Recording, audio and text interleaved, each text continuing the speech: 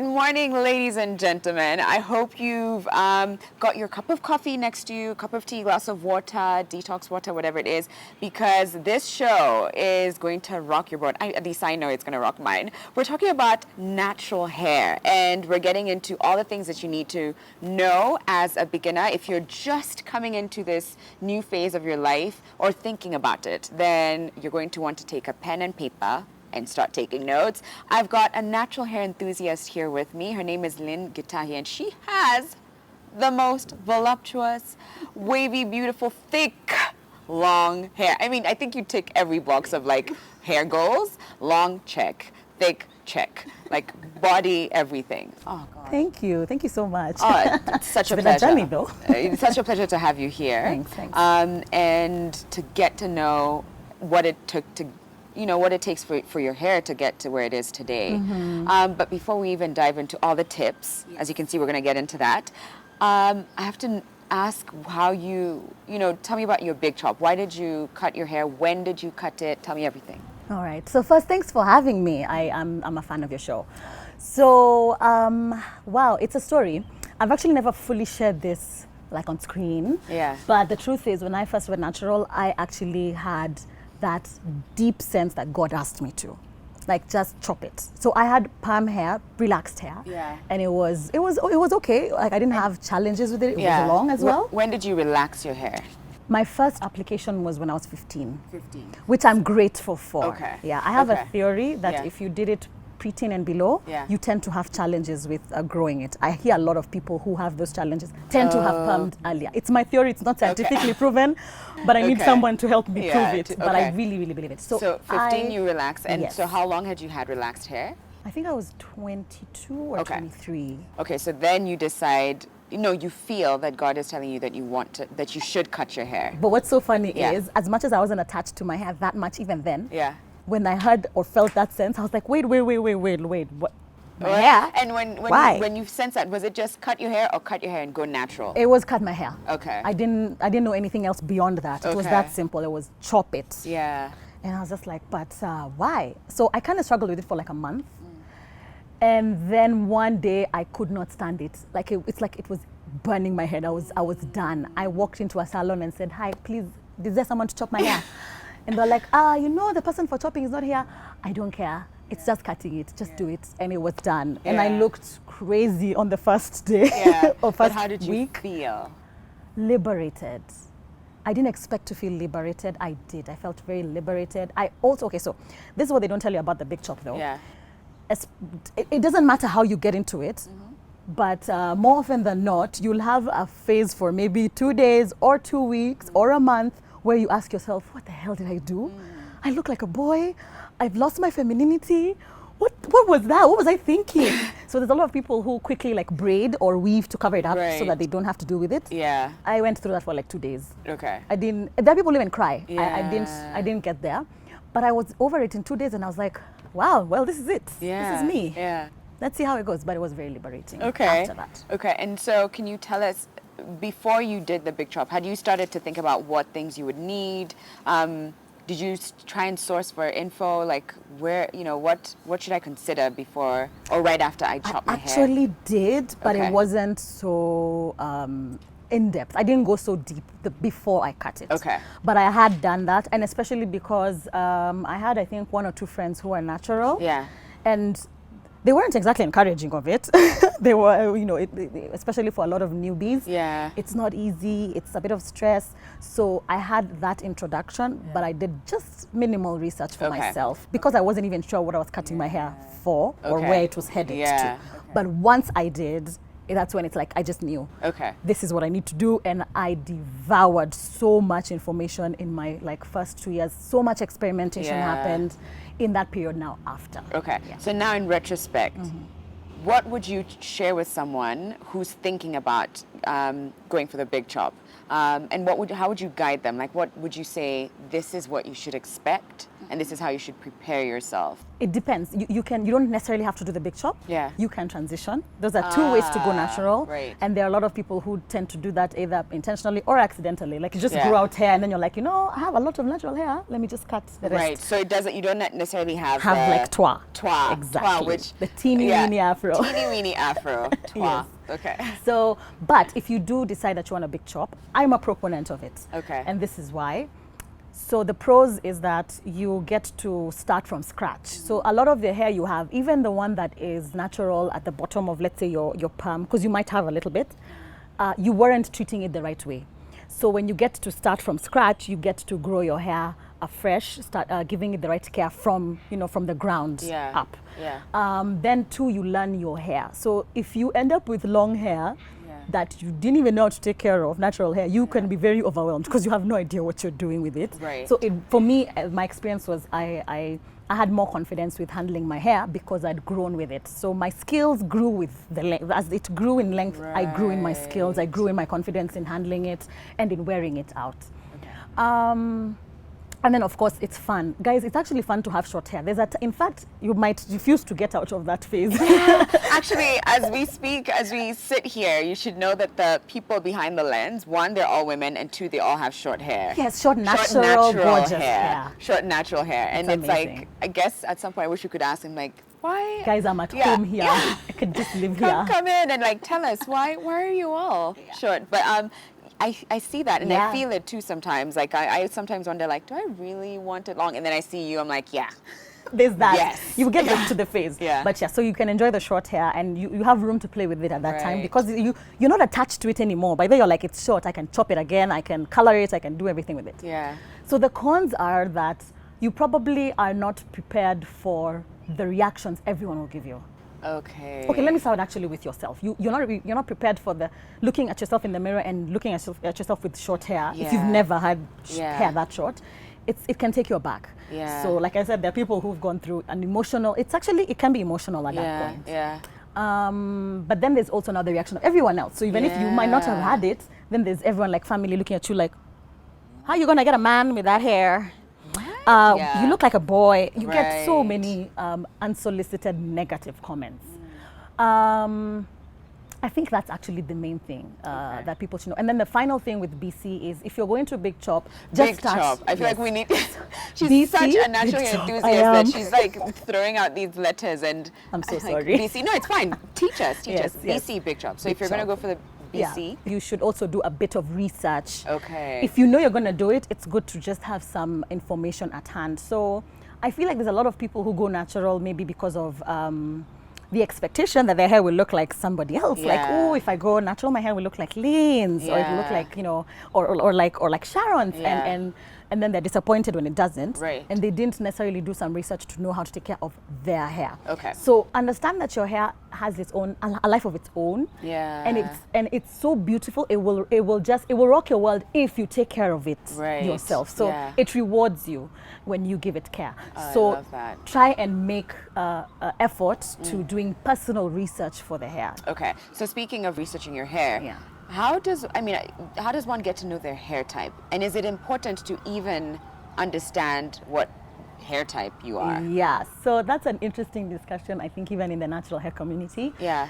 I would say it's a 50-50. There are people who believe like that's just trash. I don't need to know about it. It's not important. My hair is my hair. Yeah. And there's some truth to that. Yeah. And then there's others on the other flip side, where I was for a long time, where I'm like, it's important to know your hair type because it helps you understand the techniques you use to style it, and it'll help you understand the products that will work better for your hair. Over time, I've realized that you need a balance of both. So it's good to have an idea of the hair type you have, but don't get stuck at the hair type, because I was stuck at, I have 4A, so my hair is gonna look like natural 85. Yeah. It never did. Yeah. I don't think it ever will, and I'm okay with that now. Right. Because I also, I have a feeling that it's now 4AB. Okay. then there's this strange thing that, because we're human. And I even have to like stop you there for a moment because I think for a lot of people it might be confusing, and it's hard to really dive into what Lynn is saying. For A, for B, what is that? But you have this is where the research comes in because it's hard to even break it down now. But essentially, what it means is that there's different wave patterns, or maybe you could break it down. So basically, a hair type, from how we understand it, is that it's a different curl pattern of your hair. So it's basically how your hair curls naturally. It actually ranges from one is bone straight hair, like bone straight, like they really would work hard to get any curls, and that's usually Caucasian hair. 2 is wavy, so they're again Caucasian people who have really naturally occurring wavy hair. Yeah. And then type 3 gets to become a bit more coily, or rather let me say curly, it becomes a bit more curly. And then type 4, which is where most Africans belong in the category, it's now kinky. So basically it gets tighter. So imagine you have 1 is a straight, it's bone straight hair, 2 is like a wavy, 3 is like coily, and then 4 is now like really. And this is why we experience shrinkage as Africans. So we're always like, oh, African hair doesn't grow. It does. There are people who have long hair. I mean, even for me, there are people who don't really realize how long my hair can be. Oh my gosh. Because of shrinkage. You get because of that. So that's what hair type basically is. Okay, interesting. So I need to ask, there's certain things that people chase when they're on their hair journey. Yes. And I have to ask for tips. Oh, you've gone through every single thing. Okay, so I've got to ask for tips. What should one do or not do when what they're trying to go after is length? And I've just seen, can you just pull that like strand of hair one more time?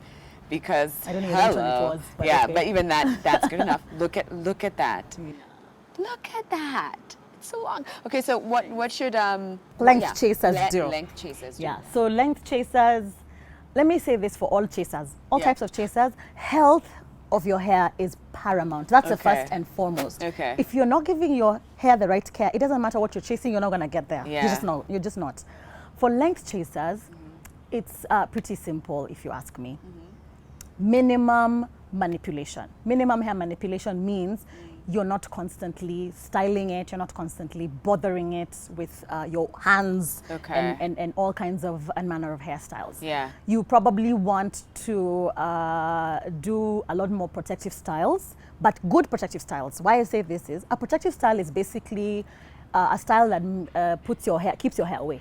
Right. So you're not going to, it's not going to be open to the elements, which is, heat, rain, cold, and all that. So that's like braiding, weave, wig, exactly, things like that. And even there's long-term and short-term ones. So there's also like twists, just twist with your own hair, or melazo. They call them melazo, the lines which people like doing, and then they put their wig on top. So that's a protective style in itself. The important thing is to make sure that your protective style is also not working against you. Okay. So crochet took Kenya by storm at some point, and it was a really amazing protective style until it went mainstream, and it's being used so badly. So there's so many women with hairline damage that breaks my heart. Yeah, so let's talk about that. What about that? If you've got like a receding hairline because it's been damaged, what should one do to reverse that if that's what they're chasing? All right. I recommend, which I also recommended to the ladies here, Jamaican black castor oil. Okay, to be just simple, it's castor oil, but I prefer Jamaican black castor oil. There are brands in, cosmetic shops, you'll find them. I think even supermarkets now, like guys, we are so mainstream now. So then, and why is that? What does it do? It has a component that basically stimulates your hair follicles. Okay. So it'll help reverse thinning edges. It does. And also it helps with the hair growth. So I was going to go back to say that you also would want to take care of your scalp. One way to do that is keep it clean. And also apply a mixture of oils. I have one, I'll show you. That actually has castor oil in it. Massage it to your scalp. So you're length chasing, massage your scalp. It stimulates your follicles. It feels really great. And it will give you some length. What if volume is what you're chasing? Castor oil again. Oh, it's so really? crazy. And you put it all over your... So I'll just tell you this about castor. It's so, I think they call it viscous. It's so thick. So you kind of need to mix it with something else, with a carrier oil. Carrier oil being any other lighter oil. Like it could coconut, be olive oil, avocado. So, and what about... So applied to the strands. And for sure, it actually just gives that volume almost automatically just because of the nature of the oil, but also with time. Okay. Yeah. And split ends, I guess that you can just, the only way to do that is to cut it. If you keep getting a lot of split ends. Oh, let me tell you, split ends and damage, don't hold on to dead hair. It's never going to be reversed. Yeah. Just get rid of it. By the way, do not be attached to it, especially if you're trying to get length. Yeah. Don't do it. Just Split chop ends. it. Yeah. Yeah. Just Okay. Okay. So we've got to take a break. When we come back, we'll dive into all these products that are beautifully sprawled on this table and try and figure out what to use and when to use it. We'll be back in a moment. Welcome back, everybody. If you're just joining us, we've been talking about natural hair and specifically focusing on what beginners need to consider when they're just about to big chop or right after, because it can be very confusing. And right now there's so much online and you don't even know where to start. And my guest is a natural hair enthusiast. She's so passionate about it. And the last segment, I was just like, you completely are get every aspect of this. So the perfect person to have here. Her name is Lynn. And now we're getting into the products. So, because it can be so confusing and because there's so much on the shelves these days, can you guide us? What are like the basics for a beginner so that we don't end up buying and spending so much money on products that we don't necessarily need? So what do we need? I am such a strong proponent of what you just said. Don't buy everything, and that's why people assume natural hair is expensive, because you buy the entire range of God knows what. You don't even know what does what. Yeah. Don't do it. So Okay. yes, there are bare minimums. Yeah. So I always like starting with water. It's free. You get it from your tap. Yeah. You can just package it in a cute bottle like this. I yeah. got this from a Spa Cosmetics, but you Yeah. can get them in supermarkets. Why So- water? Exactly. Water is natural hair's best friend. Okay. It's the first and the best element of moisture that you can give to your hair. Right. So this is, it's just the best thing to have. So what you can now do is you can go an extra mile and mix certain things into it. Yeah. So you might not know, but I have rose water in here too. Oh. The reason I put rose water, though, this Yeah. is just a random tip, Yeah. is because it's a humidifier. Okay. It basically can take moisture from the air and bring it to your hair during a hot season. So you don't want to use it during the cold season, though. It'll do the opposite. But in the hot season, it's great, and it keeps my hair from browning. I don't know why, but that's yeah. Speaking of water, I just remember how I used to be scared of water. It's like a vampire Right? with sun. With relaxed hair, I used to be like, "Ah!" No, literally, I'd be like a remember this. vampire. And then now, like with natural hair, I'm like, yeah, because you hear water is great. So I'm like, yeah, if it rains, You it rains, almost it's not like the exactly. I worst. don't Yeah. run from the rain. Yeah. If I forgot my shower cape when I'm traveling, I'm like, oh well. well. Yeah. And we're good. Interesting. Okay, so, that's water. Yeah. And then you definitely need like a repertoire of oils. Okay. But to start out, keep it simple. Just buy yourself sweet almond oil from the supermarket. Actually, I like mine, the one that's it's Allison's. Okay. They have it in all the shelves. Yeah. I just love it. I love how it Sweet smells. almond oil. Yeah, and it's Okay. a light oil. Okay. So it's great to have. Yeah. Then you can have, of course, olive oil. This is actually cooking oil. Like I take it from the kitchen. So I'm not even lying. interesting. And then we put it in nice cute jars like this because they look cute. Yeah. Same thing with the coconut oil. It's from my kitchen. Coconut oil, I've heard so much about it that it leaves me confused. And like, let me tell you, it before I is used to confusing. think it is the holy grail of oils. And then the more I heard about it or listened to friends talk about it, the more I think, wait, you don't like it? Doesn't work? So I'm one of those. Okay. So coconut oil is great as a sealant. What I mean is, yeah. the daily habit that most people should get into is moisturizing their hair with the LOC method, liquid oil cream method. So liquid here Wait, is sorry, this. one more time. Yes. LOC. Yes. Liquid oil cream. Cream. Liquid is water. Liquid is water or leave-in. Or a leave-in leave-in conditioner, conditioner. like one Okay. like I have here. Yeah. So you can use that or this. I'm a fan of water. Sometimes I'll mix the leave-in into it. Okay. Then oil is where you now use like your Olive oil, sweet almond, or...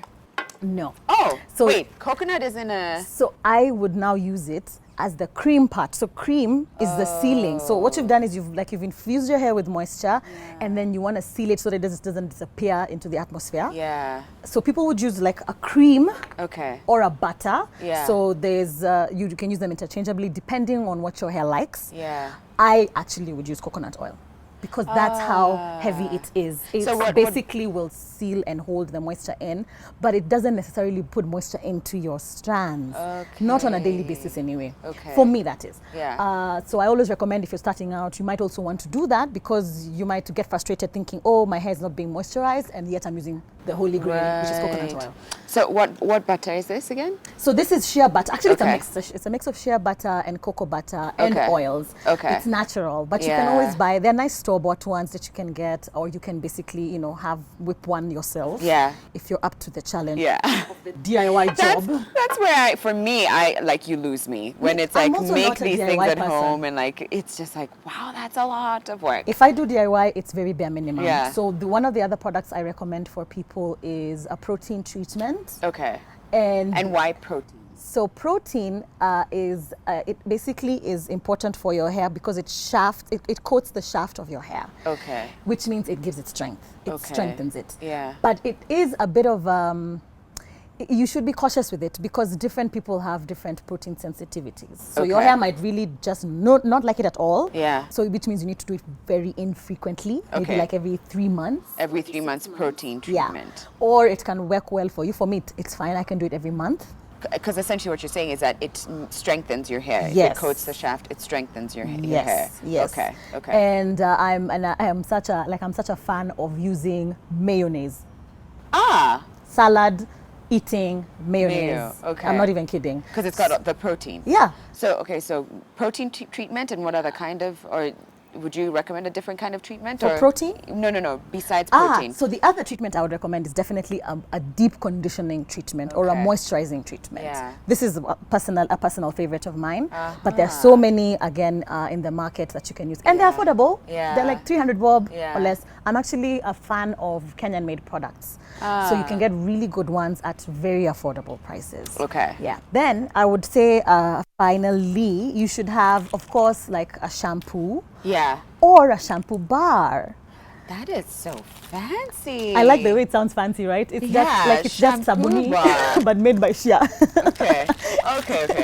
But it's Literally, it's only shea butter yeah, or what? they tend to mix it with shea butter. They Okay. put certain oils, and then they put the components that make it soapy. I can't remember the name. Does it lather? Yeah. Okay. And even if it doesn't, it can make your hair very clean. It's still clean, so it doesn't mean that In lather fact, equals exactly. Okay. In fact, these ones are a lot. I would recommend these more than I would a regular shampoo. But again, it depends on your hair type. So for me, I use these occasionally. Yeah. But I actually like a clarifying shampoo because product can just sit on my hair.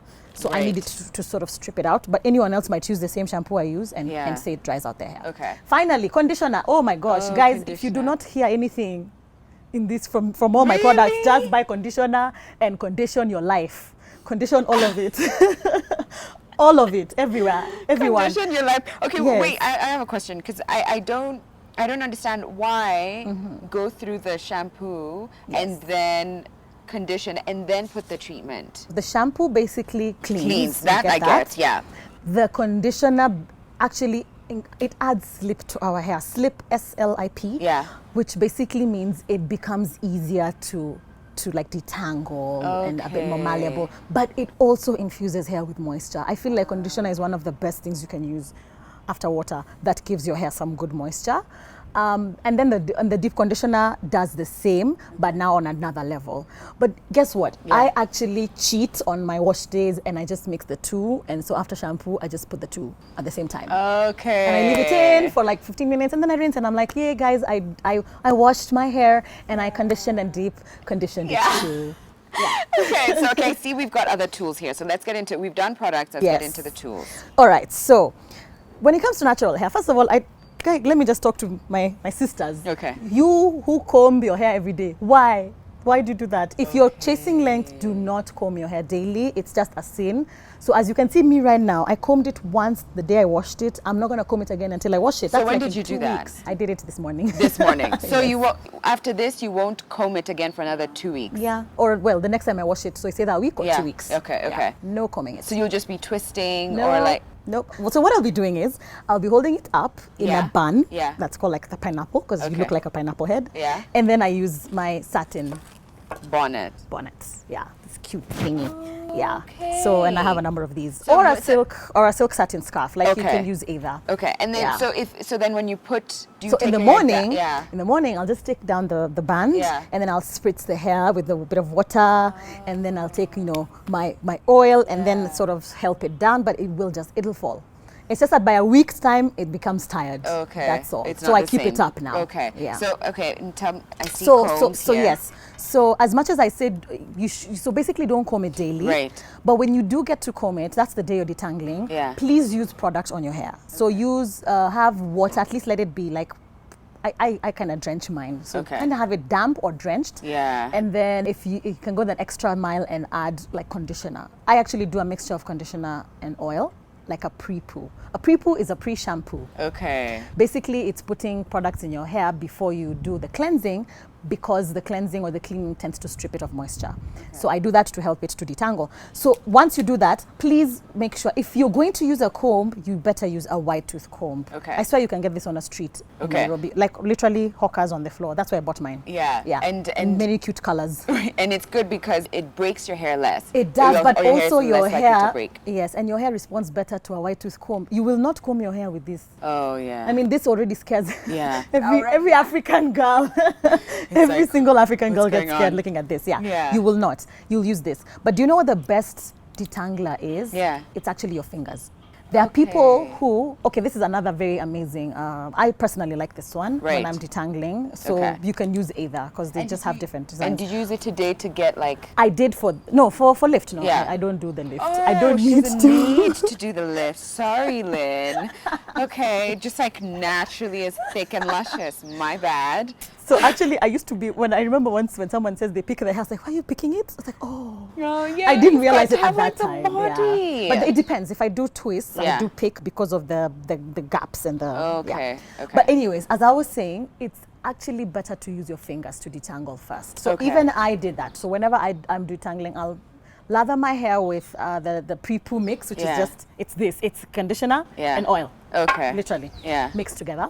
Lather it everywhere, leave it in for like 15 minutes, and then Wash. I can't, then I come and now detangle with, because now it's like it's infused, so it has Yeah. slip, so I'm not fighting with it.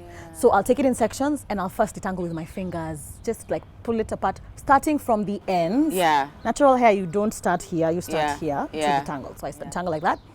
There are people who don't even use combs. There are people who have done natural hair without combs, and their hair thrives because, remember, less manipulation. You disturb it less. Yeah, it's the happier. better. Yeah. And do you think the longer it gets, Yes. the more you definitely have to do that? Of course. Oh Yeah, my gosh, it because- can become so matted. Right. You'd Because cry. I imagine, like with mine, I don't mind combing it that much, or Yeah. I don't struggle so much, but also my hair is like, this much. There's not much of a struggle there anyway. But I can Actually imagine. quite long. No. But I can imagine with like yours, it's a Yeah. completely different Ball ball game. game. Okay. Agreed. Yes. Okay. So it's actually easier to do it with your fingers, and then you retain length. You have less breakage that way. Right. And that's the thing with your hair. Our hair naturally clamp together in the curls that they come in. That's like, you see the way mine would have, like, let's say like this. That's a Yeah. natural clamping. They just came together Yeah.